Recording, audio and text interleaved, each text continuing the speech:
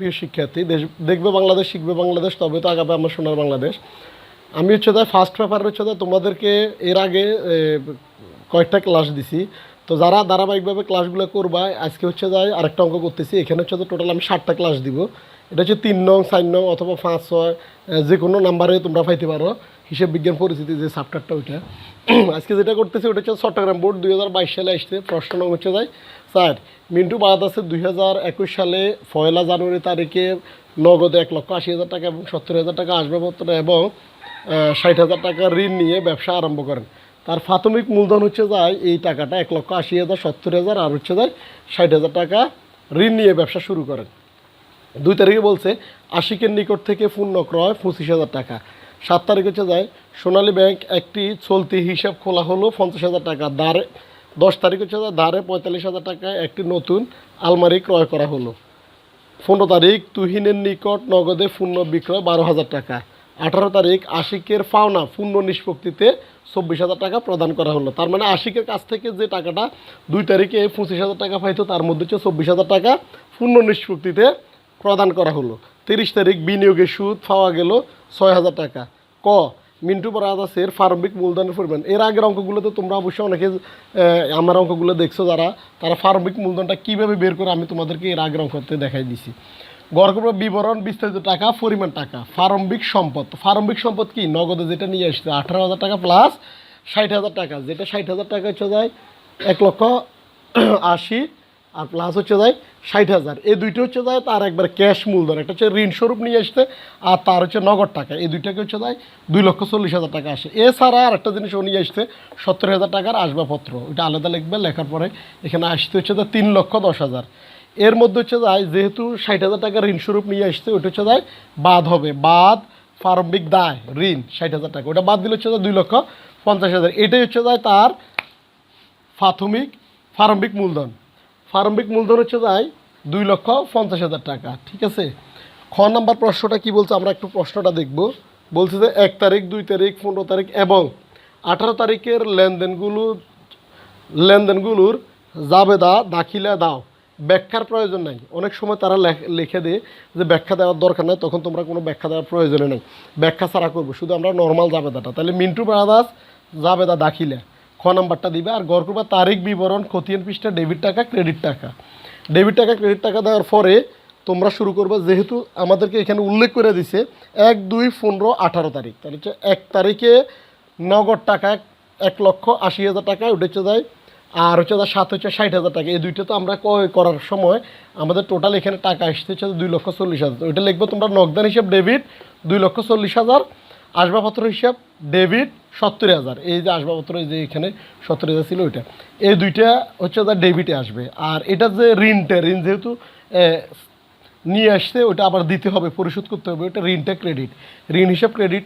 বাকি এই 2,70,000 আর হচ্ছে 2,40,000 আর 70,000, এই দুইটা যোগ করার পরে এই দুইটা থেকে 60,000 টাকা বাদ যাওয়ার পরে যেটা থাকবে ওইটা হচ্ছে মূলধন 2,50,000 টাকা। এটা অলরেডি আমি দেখাই রাখছি তোমাদেরকে, প্রারম্ভিক মূলধন, ওইটা হচ্ছে ক্রেডিট। তাহলে মূলধন হিসাব ক্রেডিটটা যদি কেউ সিঙ্গেল বের করতে চাও, তাহলে হচ্ছে ফার্স্ট টাইম তোমরা করবে যে নগদান হিসাব ডেবিট, আসবাবপত্র হিসাব ডেবিট, এটা থেকে ঋণটা বাদ দেওয়ার পরেই মূলধনটা বের হয়ে যাবে ওইটা।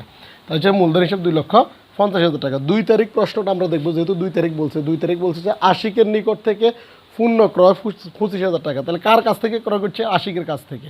এই জন্য আমরা লিখবো ক্রয় হিসাব, ক্রয় করলে হচ্ছে পণ্যটা আমার কাছে আসছে, ক্রয় হিসাব ডেবিট 25,000 টাকা। আর প্রদেয় অথবা আশিক দিবে, প্রদেয় অথবা আশিক। প্রদেয়র আরেকটা নাম হচ্ছে যায় ফাওনাদার। অনেকে এইটা প্রবলেম করে ফেলে দেনাদার এবং ফাওনাদার নিয়ে, ফাওনাদারের জায়গায় দেনাদার বলে ফেলে, বা দেনাদারের জায়গায় ফাওনাদার বলে, ফাওনাদারের জায়গায় দেনাদার। প্রদেয় এবং প্রাপ্য এটা একটু ভালো করে খেয়াল রাখবা। প্রদেয় বললে হচ্ছে তা ফাওনাদার, ফদেয় শব্দটার বিকল্প নাম হচ্ছে তা ফাওনাদার, আর প্রাপ্য বললে হচ্ছে তা দেনাদার, প্রাপ্য দেনাদার। তাহলে কার কাছ থেকে কিনে হয়েছে? আশিকের কাছ। আশিক দিলেও ভুল হবে না, বা একটা তোমরা ইউজ করতে পারবা। আশিক হিসাব ক্রেডিট 25,000 টাকা। এর পরবর্তীতে প্রশ্নে বলছে তারা 15 তারিখ তুহিনের নিকট নগদে পণ্য বিক্রয় হচ্ছে যায় 12,000 টাকা। তাহলে আমরা 15 তারিখ দেখবো, যেহেতু বিক্রি করি আমরা কি পাইছি? নগদ টাকা পাইছি। বিক্রি করলে নগদ টাকা আসলো কি? নগদান হিসাব ডেবিট 12,000 টাকা, আর বিক্রি করার কারণে আমার পণ্যটা চলে গেছে, এই জন্য হচ্ছে বিক্রয় হিসাব ক্রেডিট ওই 12,000 টাকায়।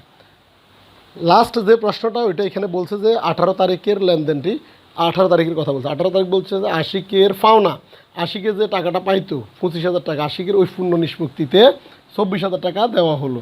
তাহলে হচ্ছে যায় ওইটা হচ্ছে যায় প্রদেয় বা আশিক হিসাব ডেবিট, নগদান হিসাব ক্রেডিট, আর প্রাপ্ত বার্তা হিসাব ক্রেডিট। কেন প্রাপ্ত বার্তা? যেহেতু এখানে 25,000 টাকা থেকে 1,000 টাকা পাওয়া যাবে না, এই কারণে এটা প্রাপ্ত বার্তা হিসেবে ক্রেডিট দিকে যাবে। তাহলে আশিকের কাছে টাকা পাইতো কত? আশিকের কাছে টাকা পাইতে হচ্ছে যায় 25,000 টাকা, তার মধ্যে নগদে দিচ্ছে কত? নগদান হিসেব ক্রেডিট 24,000 টাকা। তাহলে 25,000 থেকে 24,000 গেলে আর বাকি 1,000 টাকার হলো ওটা হচ্ছে প্রাপ্ত বার্তা হিসাব, প্রাপ্ত বার্তা হিসাব ক্রেডিট। এ হলো ক আর ক্ষয়ের সমাধান। আমি এখন ঘটা করব, ঘটা করার পরে তোমাদেরকে ঘটা বুঝে দেওয়ার চেষ্টা করব। এখানে ক খ সলভ করার পরে আমি ঘ নাম্বারটা করলাম তোমাদের জন্য, তোমাদের সুবিধার্থে, যাতে টাইম কম লাগার কারণে আমি করে ফেলছি। এরপর হচ্ছে আমি বোঝানোর চেষ্টা করতেছি তোমাদেরকে এটা। এখানে প্রশ্নে বলছে যে 1 তারিখ, 7 তারিখ, 10 তারিখ এবং 30 তারিখের লেনদেনের সাহায্যে টেবুলার ছকে হিসাব সমীকরণের প্রভাব। যখন টেবুলার ছক বলবে তখনও বুঝবে যে তোমরা এটা হিসাব সমীকরণের প্রভাব, এই কথাটা উল্লেখ থাকবে। তো আমি এটা করে ফেলছি। হিসাব সমীকরণের লেনদেনের প্রভাব, তারিখ, সম্পদের দিকে 3টে এন্ট্রি আসে এখানে। একটা হচ্ছে যে নগদ, নগদ তো সবসময় থাকবে, ব্যাংক, আর হচ্ছে আসবাবপত্র। নগদ, ব্যাংক, আসবাবপত্র। দায়ের ঘর হচ্ছে যে ঋণ, আর হচ্ছে প্রদেয়। প্রদেয় অথবা পাওনাদার লিখলেও হবে, এটা সমস্যা নাই। আর মালিকানা শর্তের ঘর হচ্ছে যায় মূলধন। 1 তারিখের প্রশ্নটা আমাদেরকে তারা এখানে বলছে যে 1 তারিখে হচ্ছে যায় 1,80,000 টাকা এবং 70,000 টাকা আসবাবপত্র, 60,000 টাকা ব্যাংক ঋণ নিয়ে ব্যবসা শুরু করা হলো। 1 নাম্বারটা আমি 1 নাম্বার যেটা এটা কতেও করা হয়েছে, খতেও এটা করে তোমাদেরকে দেখাই দিছি। 2,40,000 কীভাবে আসছে। 2,40,000 হচ্ছে নগদ, হচ্ছে 1,80,000, আর হচ্ছে যায় ব্যাংক ঋণ 60,000, ওই দুইটা মিলেলি হচ্ছে যায় 2,40,000। আসবাবপত্র নিয়ে আসতে 70,000, ওটা দিয়ে দিলাম। আর ঋণ যেহেতু নিচে 60,000, ওই 60,000 টাকা ঋণের ঘরে বসবে। এখানে প্লাস মাইনাস করার পরে এটা আসে হচ্ছে 2,50,000। এটা কয়ের রেজাল্টও আমাদের ছিল, প্রারম্ভিক মূলধন ছিল 2,50,000, এখানে 2,50,000। 7 নাম্বার প্রশ্নটা তারা বলছে সোনালী ব্যাংক একটি চলতি হিসাব খোলা হলো 50,000 টাকা। সোনালী ব্যাংক একটি চলতি হিসাব খোলা হলো 50,000।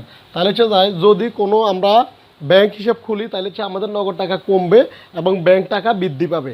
এই জন্য আমরা এখানে লিখছি 7 তারিখ নগদ টাকা হ্রাস পাইছে। এই যে ব্র্যাকেটের মধ্যে থাকা মানে হচ্ছে তার নগদ টাকা হ্রাস পেয়েছে, কমে গেছে।